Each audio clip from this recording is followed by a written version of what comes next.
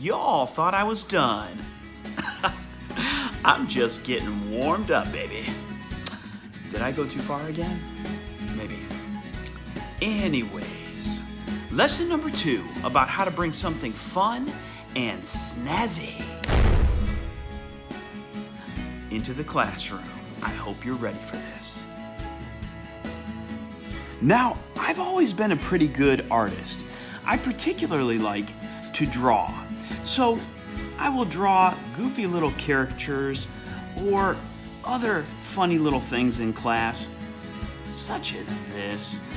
The cool thing is that I don't usually draw my best, because what I find the most enjoyment doing is drawing goofy things. So for example, if I tell my students I'm about to draw a rabbit, I usually try to draw it a little hideous looking. Let me show you what I mean. So for example, I might draw its ears kind of jacked up like this. And my students are like, "Oh my gosh, what are you drawing?" And I'm like, "It's a cute little bunny, don't you love it?"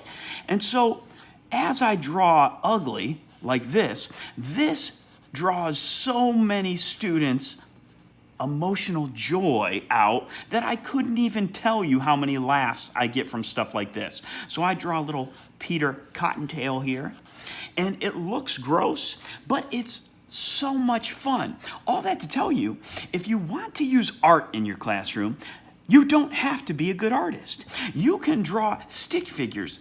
For example, my dad was always a great artist when I was young, but I didn't really care that much because I always wanted my mom to draw me ramps and her famous motorcycle men, which involved 2 wheels, the handle, and a stick figure.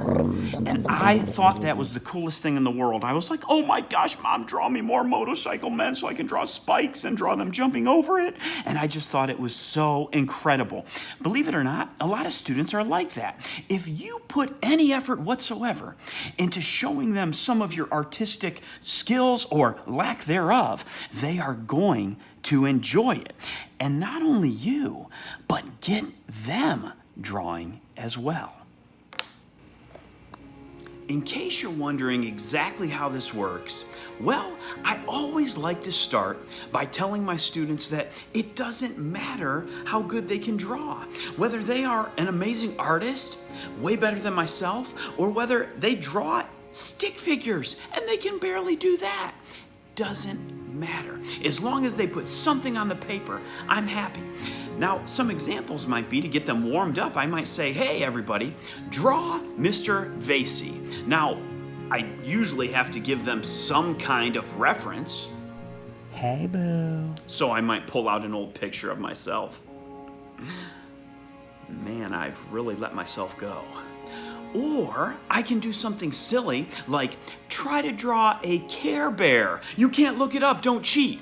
And it's so hilarious just to see what is in people's memory as to what a Care Bear even looks like. Ooh.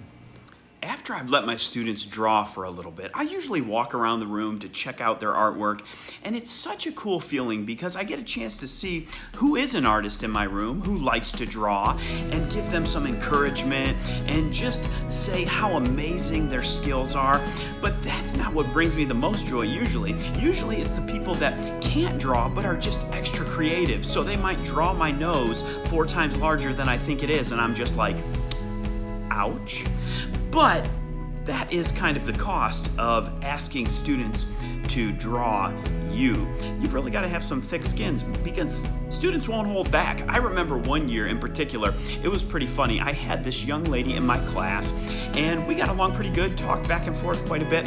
And then it was a couple years after she had left my class and I saw her at Mark's grocery store and she looked directly at me in line and said, "Wow, Mr. Vasey, you've really gotten old."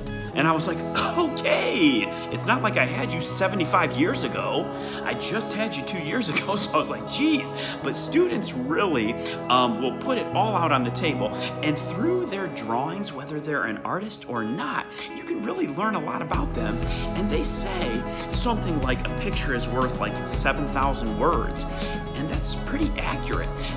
Art is such an amazing tool to use, no matter if they're 7 years old or 17 years old, and it's good for any subject matter. So I hope that helped a little bit, and I hope you do some cool things with some artwork in the future. Talk to you next time.